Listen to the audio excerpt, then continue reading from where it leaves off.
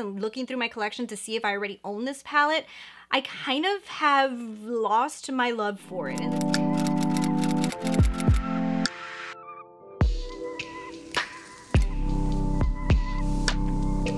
Happy video day, guys, and happy Make Up Your Mind Day. So we're gonna be doing a whole new Make Up Your Mind, and today's Make Up Your Mind is on a brand new Charlotte Tilbury release, and this is her new Pillow Talk Instant Eye palette. This is a larger Pillow Talk palette, and it's going to be $75 US, and it's released right now on the market, and I was kind of intrigued by it, and I'll tell you why.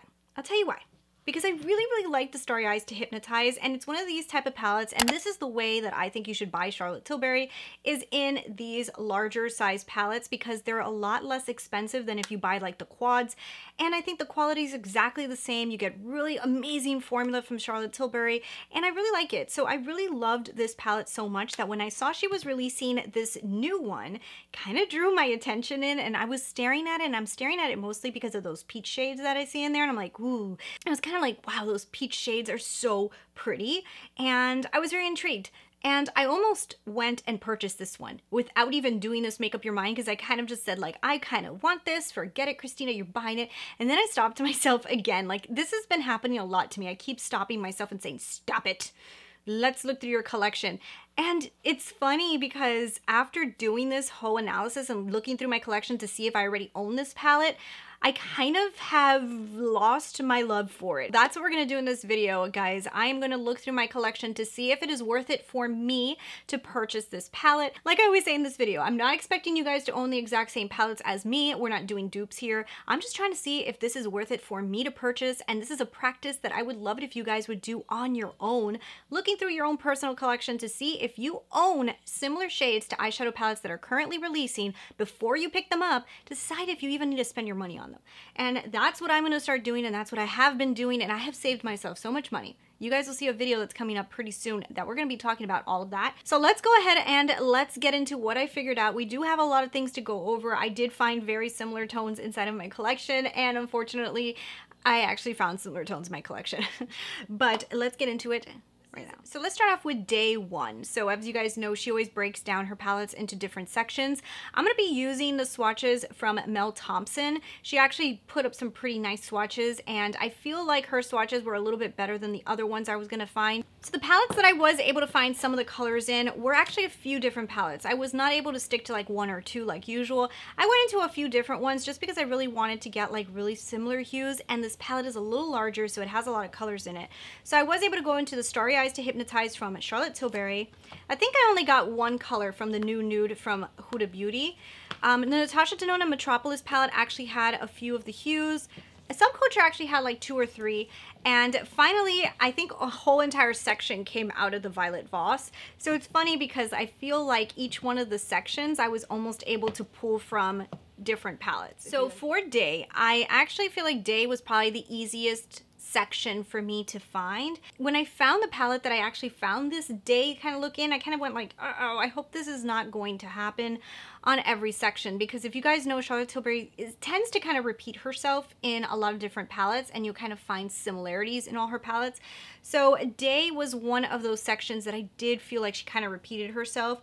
So the first color that I was able to find, if you guys see in the Day section, inside of Dream Glow, inside of the Starry Eyes, there's this beautiful champagne-ish color. This color to me looks so similar to the color that you guys see inside of the brand new Pillow Talk palette. If this color is a tad off, it is a tad off. I do not think this is going to show up so noticeable on the lids. So definitely I feel like that color I definitely have. Beautiful color to have. Charlotte Tilbury's formula in it is insane, but I kind of have it. So if we move on to the next color in her Day section, I actually feel like if you have this same Starry Eyes to Hypnotize, and if you get the color inside of Love Glow, which is this one right here, and you also mix it with the second color in Happy Glow, so if you get these two colors mixed together, you get such a similar tone to the second tone in her palette that I was kind of like, oof, I kind of feel like I have that. Like I mix those two together and I'm gonna get like a pretty similar hue. And like I said before in multiple videos, I am gonna start mixing colors together. I tend to mix colors together when I'm putting on eye looks anyways, and I need to get through these palettes. I can figure out ways to create different colors using one palette. I would rather do that than buy another palette just to get a color that I could have mixed together and created. If you guys understand what I'm saying. So I am definitely thinking that I have that color. So those two colors are definitely not unique to me at all. The last color I had a little bit of a harder time finding. Now from the swatches that I keep seeing, I do believe that the color that's inside of this Huda Beauty palette, which is called Secret, which is this one right here, it may be a very similar hue, because what I see inside of the Charlotte Tilbury palette is it has a little bit like a pinky undertone to it, but it's still like more of a brown based pink, and I do think that this might be a similar hue. This is the only color that I was a little bit skeptical on whether it would be exact or not, but I think it might be. And usually these kind of colors, I usually use them more of transitional colors. They're not like the dominant color, so it's like, I don't know, this one was not like a big deal to me if I wasn't able to find it 100%. This one was kind of like, okay. I actually think that the whole day section, I was kind of like, okay, I'm kind of over this section, kind of have this. Wasn't seeing anything like super unique in it, and it wasn't really, honestly, was not making me want to pay $75 for the palette. Let's move on to Desk. I honestly feel like Desk is the most unique section in her entire palette, and I was having a hard time with Desk, to be honest. Like, I really was. I ended up just going into Subculture, and I put Subculture in because of Desk, because I was having a hard time finding exact matches. And when I found Dawn inside of Subculture, I almost feel like this color, it reminded me so much of this kind of like transitional shade that she has inside of her palette. When I was looking into some of her older releases, I feel like usually she goes a little bit deeper, and this was a very light kind of color, and Dawn really matched it the best. So I definitely had to stick with Dawn. It just had that same kind of undertone, and I really thought that that was like a perfect spot on match for it.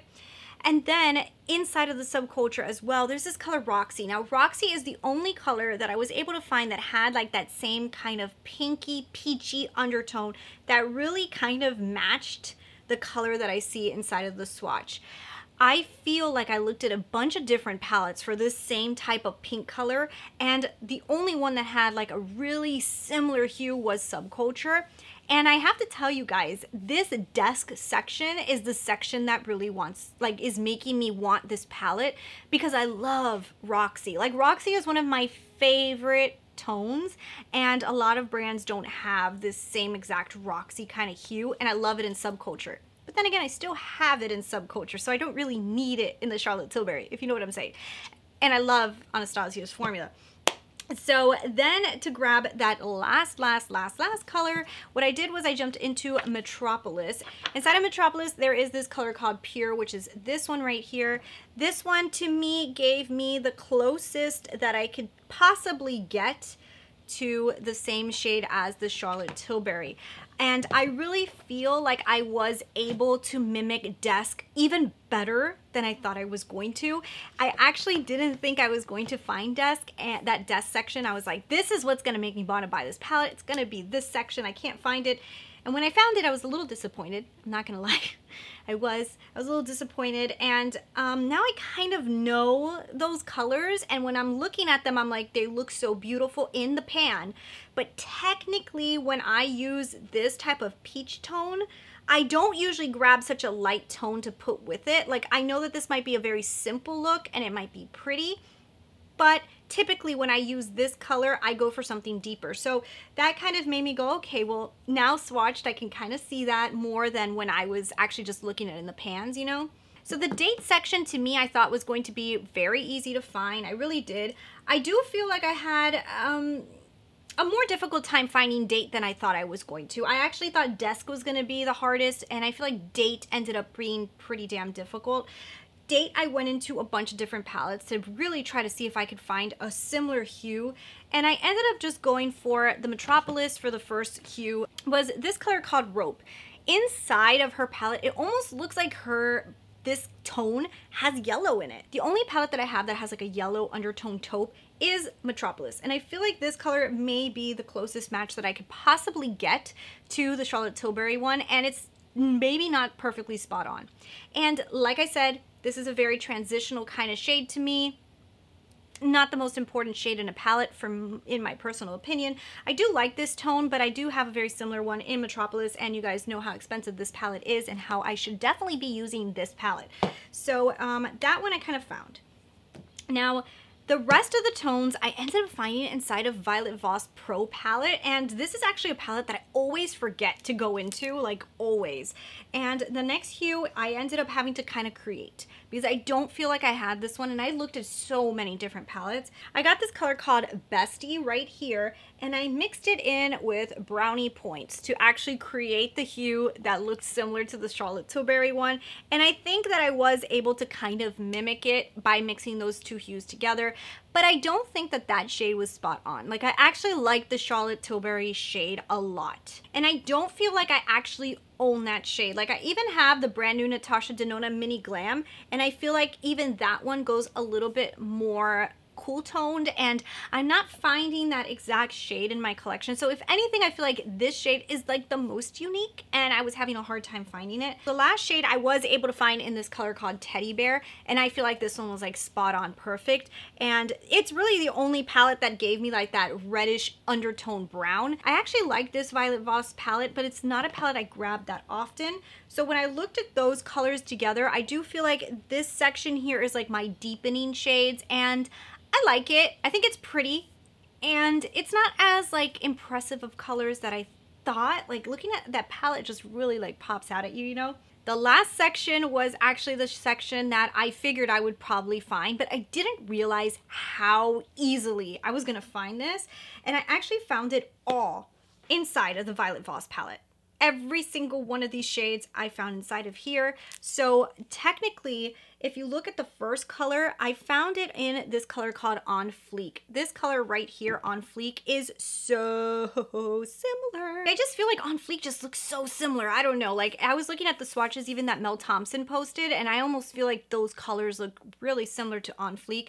So I feel like I have that shade. It's a metallic. It's like the same kind of idea of formula, and I think I pretty much have it. And then the next color I found was Cranberry Splash, which is also inside of Violet Voss, and I feel like this one right here looks extremely similar as well, as you guys can see.